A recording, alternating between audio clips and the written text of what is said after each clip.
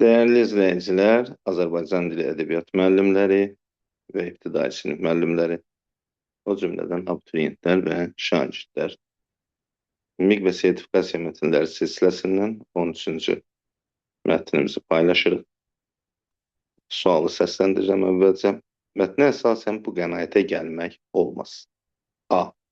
Ərəblər İspanlardan az olduqları üçün məğlub olurlar. B. İspanlar xristiyan idilər.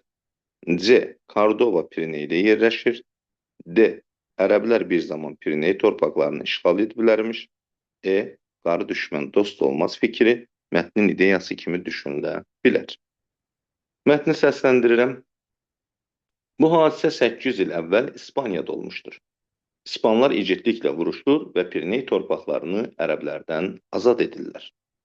1236-cı ildə Kordova şəhərinin başçısı Ərəb Əli Mənsur mərdliklə vuruşsa da sonda məğlub olur və İspanlara təslim olur.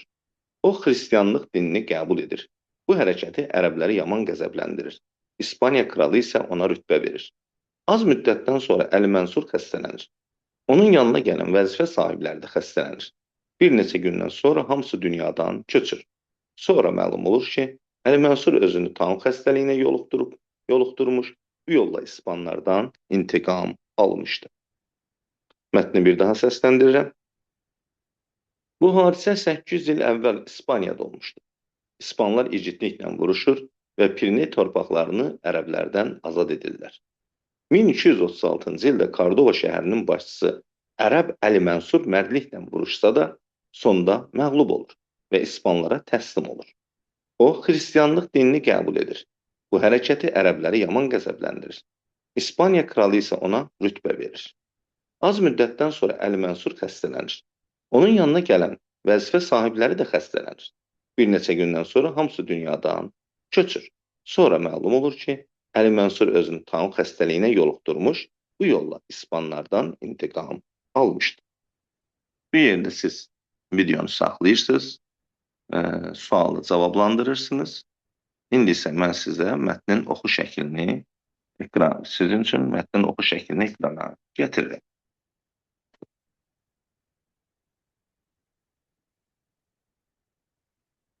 İndi isə mətni oxuyub cavablandırırsınız. Dinləyərkən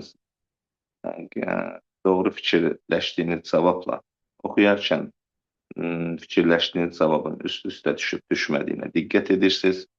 Əgər üst-üstə düşmürsə, niyə dinləyərkən diqqətsizm olursunuz, səbəb nə olur?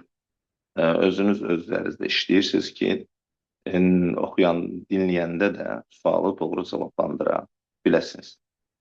İndi isə siz yenə videonu saxlayırsınız, oxuyub da cavablandırandan sonra biz keçirik 12-ci dərsimizdəki 12-ci mətnimizin izahına. Mətn sizin üçün tanışdır. Bununla bağlı 3 sual, eyni mətnlə bağlı 3 sual paylaşmışdıq. 3-cü sualımızı doğru cavabına baxaq. Ronaldo dost-dosta tən gərək atalar sözünün haqqını vermiş adamdır. Bəli, bu fikir doğrudur. Çünki o onun üçün, kontral onun üçün bir yol açmışdı. O da çoxlu pul qazanmışdı və dostunun da yaxşı yaşamasını təmin, dostunun da bəlkə də dostluqlar ondan sonra başlayıb təmin eləmişdi. B-də deyir, Fantrao'nun pas verməsi nəcib və doğru qərar idi. Bəli, Fantrao həm Ronaldo kimi bir oyunçunu dünyaya qazandırmış olur. Bu doğru qərar idi. Nəciblik də o idi ki, özünü qabağa yox, yoldaşını qabağa verdi. Yəni, öz karyerasına sonlandırdı. Uğur üçün Ronaldo'ya yol açdı.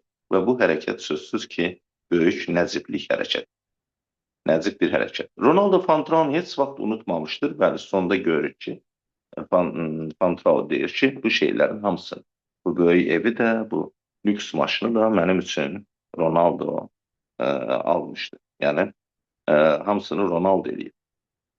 D-da deyir, menecer Sporting klubuna Ronaldo'na aparır və bu açıq-aşkar Albert deyir ki, ona apardı, mən isə futbolu buraxdım. Y variantı niyə? Səhvdir. Y variantında fikrin yarısı doğru olsa da Ronaldo'nun etirafı təvazökarlıq nümunəsi kimi diqqəti cəlb edir. İkinci hissə yanlışdır. Fantanonun şəxsi həyatını publikanın gündəminə gətirmək əxlaqi deyildi, əksinə əxlaqi.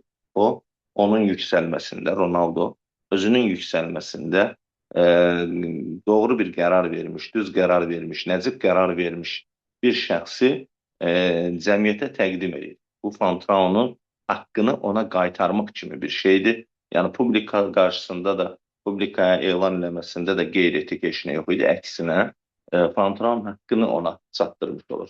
Düzdür, onun üçün hər şey eləmiş olsa da, Fantanonu ən azı bu ifadəsi ilə məşhurlaşdırmış olur. Zaten Ronaldo dünyada bəlkə də ən məşhur insandır. Sözsüz ki, Instagramda, nə bilim, Facebookda izləyici sayına görə birinci şəxsdir. Onun belə bir paylaşımı, belə bir sözü Fantraunu kifayət qədər məşhurlaşdırır. Hətta bəlkə bu özü də Fantrauya sonradan gələcəkdə nələrsə qazandırır. Deməli, cavabımız E variantı. Diqqətinizə görə təşəkkür edirəm. Əgər sizə bir faydam toxundusa, mənim üçün nə mutlu.